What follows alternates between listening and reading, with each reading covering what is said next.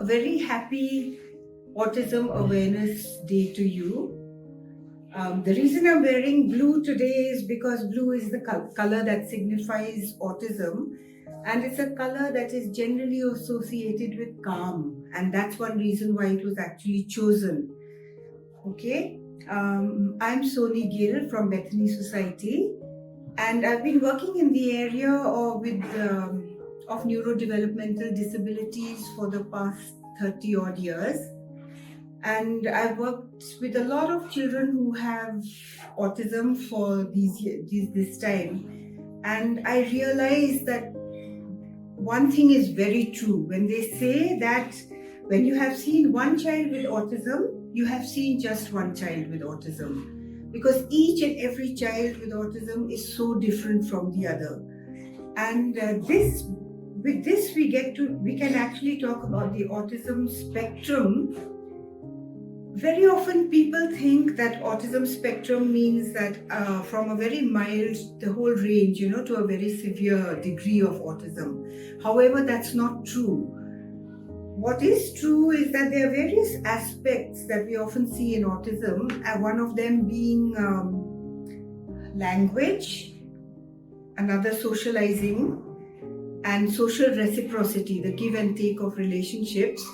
And the third one being how they tend to do repetitive kind of activities rather than engage in like pretend play with like other children do. Okay, now this is just the triad of autism, but there are other aspects also. One would be something to do with how your emotional responsiveness. Another is your level of sensory integration. What type of sensory issues do you have?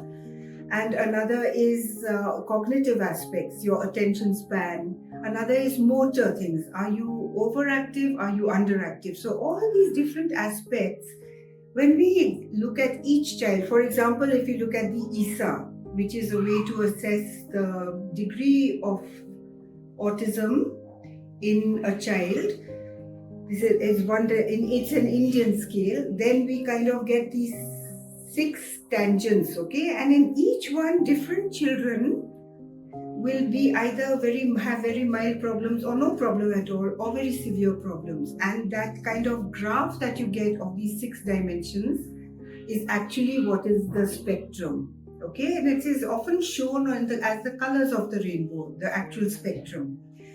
Okay, another thing that I wanted to tell you about autism is that since the 1990s actually, there was this woman, Judy Singer.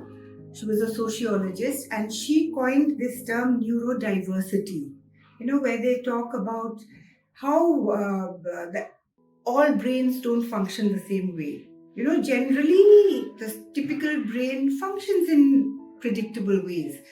But there are certain people whose brains function differently, and very often they are people who think outside the box. They are people who are very original in their ideas, very creative also. She coined this term neurodiversity, and the autism community has actually said we are part of this neurodiversity group. Rather, it's actually a difference to be celebrated rather than to be looked at as a disorder, where the stress in that is generally how do you cure this person, how do you reduce these symptoms, and try to make them fit into a so-called normal way of living. For example, very often children who, if they did some kind of jumping or waving their fingers in front of their eyes or something like that, people would say, oh, it looks so strange, let's try to stop it. But now we know that very often children are doing this to serve a purpose that their body has, or if for example, another example I can give you is that I worked with this girl who is, when she was young, she's now about 35 or so. And we often thought that she really can't pass exams or anything like that, But once I was looking at an old map of pre-independent India, and she happened to see what I had in my hand, And she started singing Jana Gana Mana. So I realized, oh my God, she's trying to tell me this is the map of India. So I asked her, do you recognize this map? And then she just pointed, right? She went Calcutta, Delhi, Bombay, to all the correct spots.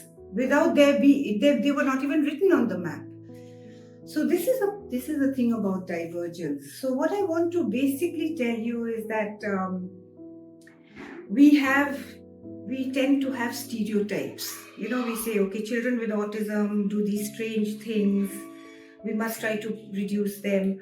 Or we say, they have this one savant ability, this absolute genius, like we saw in Rain Man, where Dustin Hoffman, a bunch of toothpicks fell, and just by glancing at them, he could tell how many numbers there were.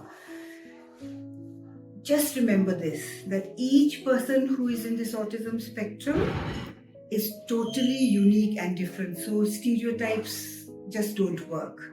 Okay, and I just like to, and while completing this little message that I have, I just like to tell you that nowadays on Netflix, there's this really good series for any parents or any people dealing with young adults on the autism spectrum. It's called Atypical.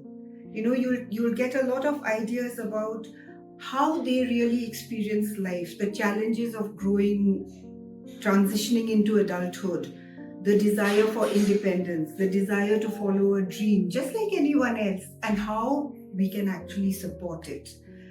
So let's just go with that.